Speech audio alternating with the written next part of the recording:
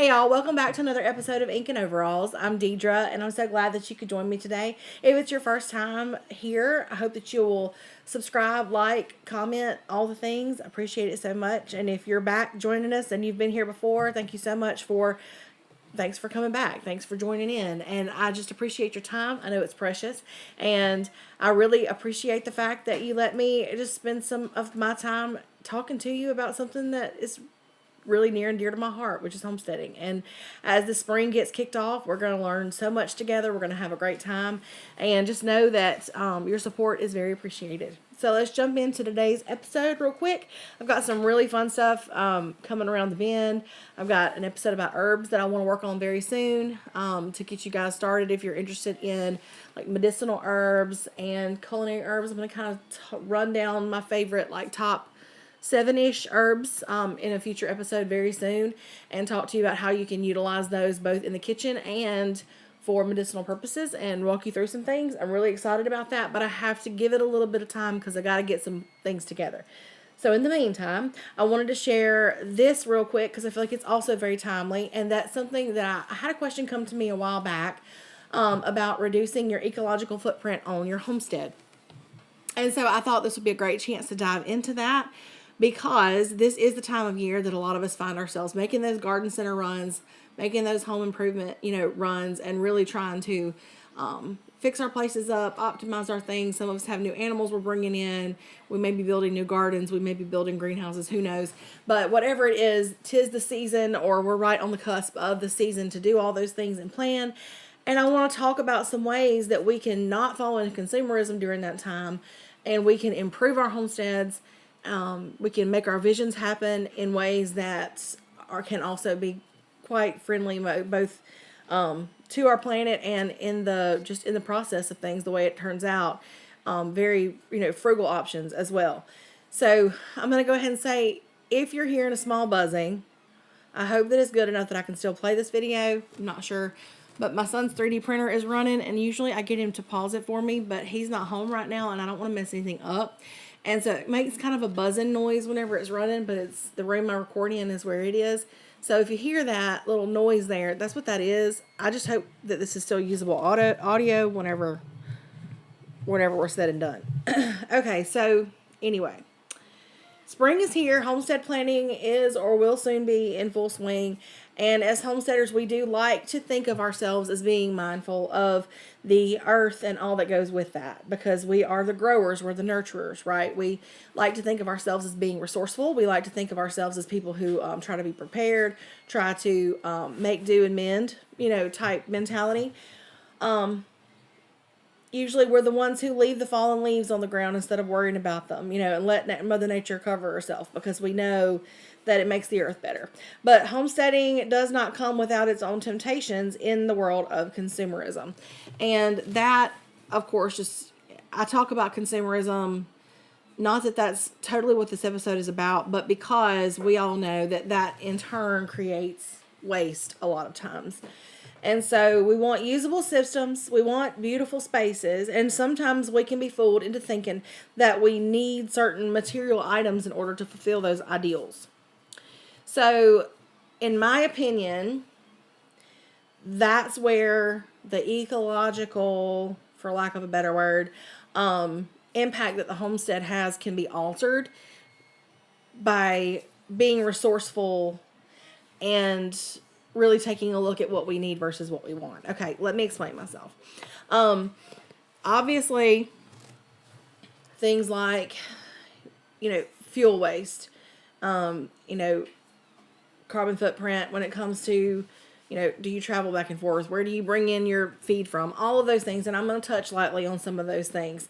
But all of that, in the big picture is what you think of when ideally a homestead would be off-grid, solar run, minimal, inputs from outside, very much like outside as in like outside of the realm of the homestead. So in other words, like, kind of its own little, we like to think of a self-sufficient little, island in the middle of the world, right? Where the energy is from the sunshine and the the plants grow straight in the dirt that's already there. And, we like to think of it as being bare bones. And, ultimately that was what we would strive for. But in reality, a lot of us are not off grid. A lot of us are still living in, we're not off in the middle of nowhere. Some of us may even be in the city limits. So what can we do on our homestead where we are to still make an impact that matter, make decisions that matter, that do reduce waste? Because there's two ends of the spectrum we think of. A lot of times we see the homesteads that are, like I said, completely, they're off grid. They're very, they're floating themselves pretty well when it comes to, the things like energy requirements. They're not really producing that much waste because they're providing their own food and they're doing all the things, and they've kind of balanced all that out. And then you've got the other side, where we see the beautiful parts, like the homesteadagram, on Instagram there, that portrays this beautiful, perfect, pristine environment, which can also, so you look at either of those things, and so some of us may just be left, like if we're sitting here in our normal, but like more average situations, whether we're on a smaller amount of acreage, or maybe we are in city limits, or we're closer to town than we need to be, or we're still on the grid and we're doing the best we can with what we have. We have limited resources when it comes to building new infrastructure and all those things. And so it's like, okay, so I can't look like this and I can't look like this. So where do I fit? And then how does that impact, when I think about trying to be quote unquote green, or I try to think about, being mindful and doing the best thing for the planet? Like, how do I balance it all? So just like take a deep breath, because you're not the only one who thinks that. It's really hard to find where you fall sometimes. But what I'm going to be talking about today is just the most practical. It's really, it boils down to like one point that I think most homesteads, the way that we make the biggest impact. And I'm just going to go ahead really and just come out and say that. And that's because like we make the less impact whenever we do it ourselves. So in other words, whenever we're not afraid to get something done, instead of making a really long supply list for brand new things, if we have something that we can make work at home. Anytime that you use something you have instead of buying something else, even though you don't think about it that way, it matters, and you're like, that's less waste you've produced. That's less consumerism, and that didn't have to, you didn't have to bring that in from somewhere. There was no, that old wood pile out back, taking that and making what you need out of it if you're able to. Anytime you can do that, even smaller projects, like you're making a difference, because you're reducing the amount that you bring in, because that wood was going to be there, where you used it to be something that you needed, instead of buying more, spending more money, driving somewhere. All of that, those little steps like that, I mean, they really do matter. So yeah, anytime that we reuse something we have, or, we mend something instead of throwing it away and buying something new, or like I said, we have a project that we can pull something from or repurpose something, and we don't, whatever we can use and not buy new, that's always a plus. That's always a win in that whole realm of, less waste and being mindful of the earth and the planet and the things that we bring onto our homestead, because it all has to go somewhere, right? All this garbage we produce. And I'm chief among all of that. Like, I know it's just crazy, the amount of waste that we all have as just mankind in general. Y'all, this I will say, this is going to mean that you do have to keep some stuff, y'all. I mean, I'm not like saying like, don't listen to the minimalist people, because I believe you need to have a space that your mind can think, and you're happy and you're thriving in your space and all those things. But there is a little bit of maximalism, for lack of a better word. I don't mean brand new things. You'll see what I mean. I'm going to get there. But there's a certain degree of that in homesteading that's almost necessary, because like you got to keep some things. You got to kind of hold on to some things to keep from being wasteful later sometimes. That's just how it is. I'm sorry. There's just no other way around it. You can't, annihilate a structure that's no longer serving you, get rid of all of the scrap lumber because you don't want it in your way, because you're going to end up needing to build something later and then you're just going to have to go buy brand new.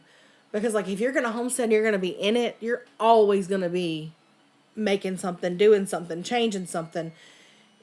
Like I said, there's a balance there, but most every homestead I know has junk pile, quote unquote, which is also a scrap wood pile, scrap metal pile, all of those things you can pull from.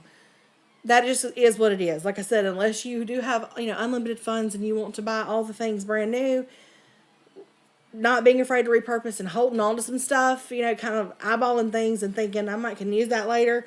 Now, it can get you into trouble, and you do have to periodically go through your stuff. Now, I'm not telling you to hoard so that you can't walk into your garage anymore.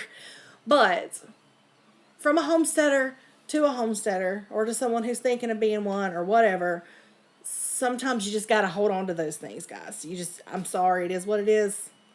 You might need that piece of lumber later. I'm not going to tell you you won't. So think about that. Like I said, just be like, I'm saving the planet with this, extra pile of metal. But you really are. Like, you got to kind of be mindful of things, think about things, don't, like, obviously if something is truly garbage, you can throw it away. I mean, I'm not saying that, but, like, look at things with the eyeballs of, will I end up buying this material later for a different project? All right, so also sourcing farm thing. Okay, so another way that you can kind of reduce your impact environmentally is, most of us do need grain on our homesteads. If you've not perfected the system of, growing, whether, I don't know, there are people who are able to produce all of their animal food on their property and never bring in grain, and that's amazing. I'm not able to do that. So if you're like me, which I think about probably 85 to 90% or more of us are, and you rely on a feed store, if you can find a feed, like a source for that feed that's more local versus bringing it across something that's had to be driven across several states to get to your local co-op or whatever, if you can find something that comes from a local mill that meets your needs, or at least a mill that's closer by than, like, some others that are like very national, big wigs. If you're able to keep it local, that's reducing the carbon footprint of getting it to you. That's employing people that are close to home. There's a big impact there that you can make just by making your choice with your dollars when it comes to what you're feeding your animals and where you're getting your feed from. Because, like I said, most of us do rely on feed from outside sources. If you're going to do that, if you're able to, why not bring it as close to home as possible? All right, so another way that on our homesteads, I feel like we probably make a bigger impact than we realize is whenever we cook from scratch. So when we use whole foods in our cooking, so we're just using ingredients. So we're buying, for me in particular, I'd make an Azure order. From Azure Standard, I get a big bag of oats, a big bag of bread flour, a big bag of all-purpose, a big flour, cane sugar, a gallon of honey, a gallon of maple syrup. I get all those things. Well, they come in these big, like, papery bags. I take them and I put them in my buckets that I use to refill my other reservoirs that I keep in my kitchen. But those things are just, number one, they're all in paper because they're, like, I mean, it's like biodegradable. Like, I can use it in the bottom of a garden bed or in a worm bin or whatever I want to do with it. But also, that's one thing, one piece of garbage, so to speak, versus you get, a bunch of pre-wrapped snacks, and each one of those is a whole thing that has to go in the landfill somewhere. And we do buy pre-wrapped snacks sometimes. I'm not saying I don't. I'm saying when we don't do that, though, that can make such a difference. I notice so much of a difference in the amount of garbage we produce as a family. Whenever I'm doing really well at keeping up with that whole from scratch cooking thing versus when our life is a little busier and we're leaning toward convenience a little bit more, you can see the difference in the amount of garbage we produce as a family. And it's pretty eye-opening. It's like, wow, because you really do produce so much, because not only are you producing less waste because of packaging and just bringing in just the sheer amount of groceries that you bring in, but also, what's left from whole cooking is usually compostable or can be recycled as animal, being fed to your animals or whatever. And so, like, it really does make an impact whenever we just take cooking, something as simple as cooking from scratch, into our hands. And we think of it in terms of, how does this impact the planet? And you really do realize that you produce so much less waste whenever you start making snacks and, and food and everything from scratch. It's really, it's kind of, it was an unexpected change that I have seen, and something that really kind of shocks me, because for a while, like, we were able to get by with like one big garbage can instead of like two or three for a while, like, depending on where we are in seasons of life and everything. I really see a huge difference, and that's incredible to me. I'm about to wrap this up, because that's about, like, those just little ideas, just kind of those little tidbits of, keep your eyes open, hold on to things you may use later, anytime that you don't, take a big supply list to a big box store or even to a local hardware store. Whenever you do that, and whenever you don't have to go there and you don't have to spend money and bring something new in because you have something old you can repurpose, you're making an impact. You're making a difference. And like I said, that's not always feasible, but when it is, why not? I'm doing all this without talking about things like solar energy. Obviously, that's a big one. If you can supply all of the energy on your homestead with, through natural means, whatever that is for you, that's incredible. That's obviously going to be one of the biggest impacts you could ever make. If you could provide, like, if you're solely providing everything on your homestead without any kind of outside inputs, that's incredible. You got it all figured out. But for the rest, I just kind of can't speak from that, because we don't have solar energy. We're not off grid. I don't drive a battery operated vehicle, or, any of those. It's great. I love the planet. I want to help save it too. But, like, just, practical things, because we don't even have a recycling center that's really with any reasonable distance of us or anything, I don't think. Like, we have to do practical things what can we really do with our own two hands, and that we can see an impact. And those are the things that I think I see the most of, and I can feel good about whenever we're making it. We've got a new project to work on. I can say, we already have this, or let's just use this instead. Not because I don't like nice things, not because I don't like pretty things, but because I've learned to see the beauty in the hodgepodge of the fun and kitschy things we can pull together when we're being resourceful. And it's such a good feeling to see a dream come to life out of some things that you already had laying to the side. So I just encourage you, as you're doing your homestead projects this spring, you're jumping into new things. We get the mindset because we want all of the things to be the perfect corners and the beautiful angles and all of that. But sometimes, the most beautiful thing is something that didn't put you in debt and get you closer to your dreams. And then also, if you can add on to that it has, it's reduced something somewhere from going into a landfill, or, it's one less piece of anything that the world, doesn't need extra thrown in or whatever. I don't know. Or it's just one way to get, like I said, one less thing to buy, so that you're more budget friendly for your family and you're less stressed, whatever it is. So at the end of the day, if you are stewarding well what has been given to you, you're improving land, you're leaving things better than they were when you found them. We're doing what we're setting out to do, right? Because we love the earth, we love nature, or we wouldn't be in this, or we shouldn't be in this. And so if we're leaving things better than we found them, that's, ultimately what we're called to do. That's stewardship. That is taking what has been entrusted to you and using it to the best of your ability. And I do feel that keeping in mind, that we don't need excess, and saying, no, we don't need to buy that whenever we already have something that can work. If we can do that more often, even if we just do it a few times, it can help. I'd love to hear from you. I really appreciate you hanging out with me today. I hope that I didn't bore you to tears, but I just kind of wanted to throw that out there to kind of keep your wheels spinning, about, like, look around what you got, and, like, think of it as not only, it's not because we don't like nice things and we don't like beautiful, but we can find the beauty in those, the provision that comes from, I want to use what I got to make this, and then having, like, just enough nails to finish a project, because you were relying on what you had. It's really cool. There's some cool things you can learn there, okay? And it's really good for the planet, so I just encourage you to give it a try. But anyway, thank you so much for hanging out with me. You can find me here on Wally Media Group at 7 on Mondays now. That's Central Time.